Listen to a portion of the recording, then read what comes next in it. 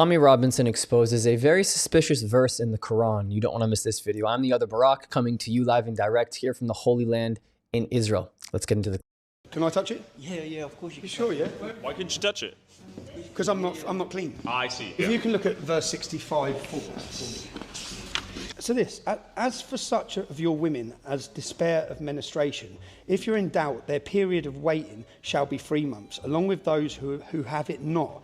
And for those with child, their period shall be till they bring out their burden. And whoever, what's that mean?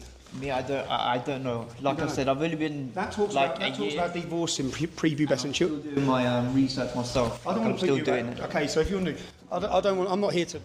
Yeah, sorry. I guess I mean. My problem, so not to put you in an awkward position, yeah, because my problem is that verse talks about divorcing prepubescent children. That's what that verse is about, yeah. So Muhammad married Aisha when she was how old?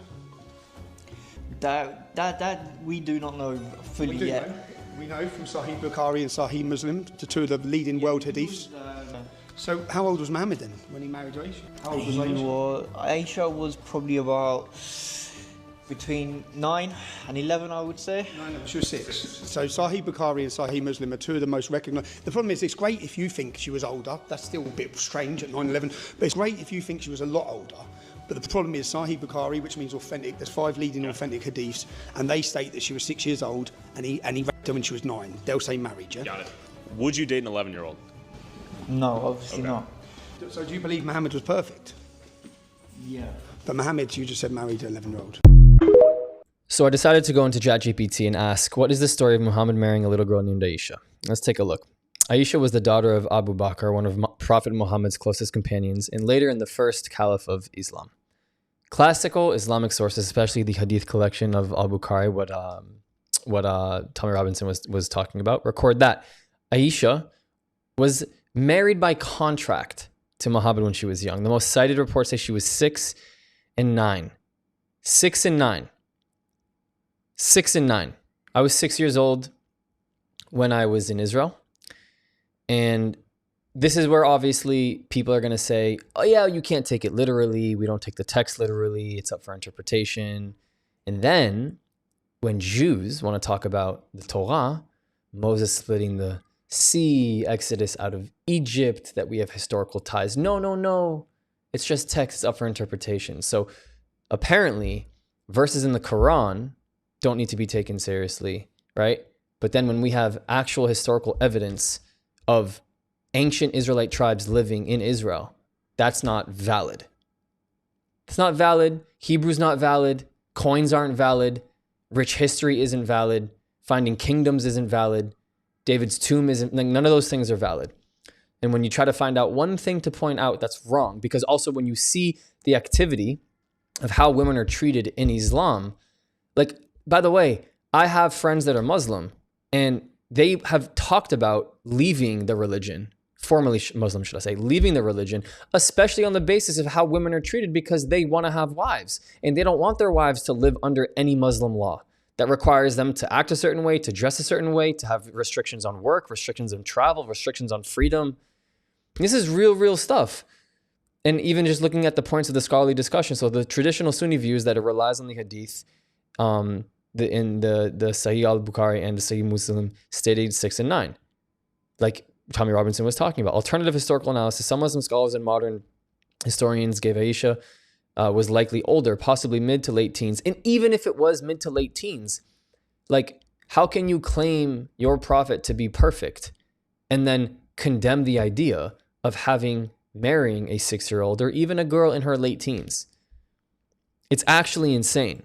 It's actually insane. And the reason it's insane is because you can take a look at a religious text, the Bible, Quran, you can take a look at something, but then the connecting dot for me that really needs to stick is, what does real life look like in the modern world, right? Like, if you have a religious text that's up for interpretation, the Talmud, but then you look at like real life activity on a large scale, I'm not talking about small minority groups, on a large scale. Like, you have to look at Muslims as a whole, and you have to look at Jews as a whole, right?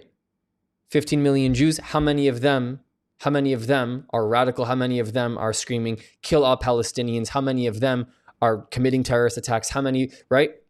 compared to the 15 million Jews in the world. And then you look at Muslims in the world, and then you have to look at how many Muslims, Muslim states, Muslim nations are incorporating, for example, Sharia law, have incorporated Sharia law, or places like Paterson, New Jersey, or Dearborn, Michigan, with Sharia law in an implementation process as I'm making this video.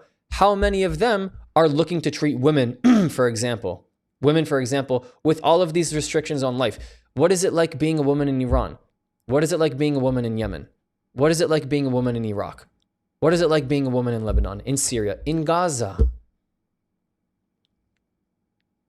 It's crazy, man.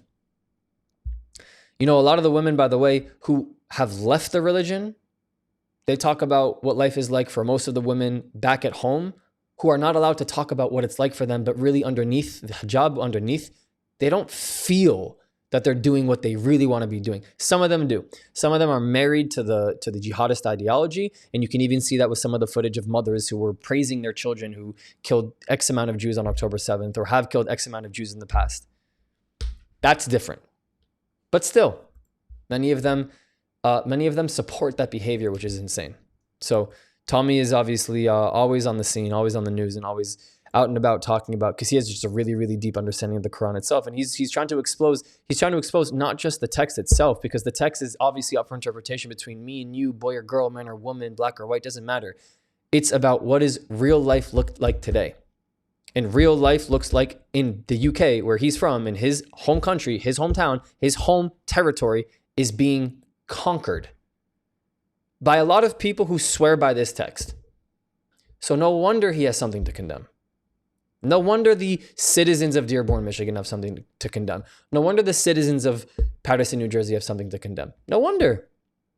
And no wonder the state of Israel has something to condemn when they're just trying to make yet another Muslim state with the same laws. Show me what good that's done. Show me. Nani Darwish will talk about it. Bridget Gabriel will talk about it. Bridget's a Christian, but still. Absolutely insane to me. Thank you so much for all your support. Here's a note from me.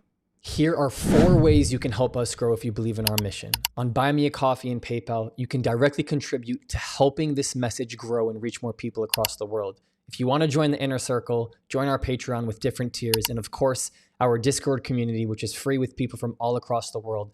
The links to every single one are in the description. And last but not least, to the other Barak community, I love you. Ani ohev otchem. I'll see you guys next time.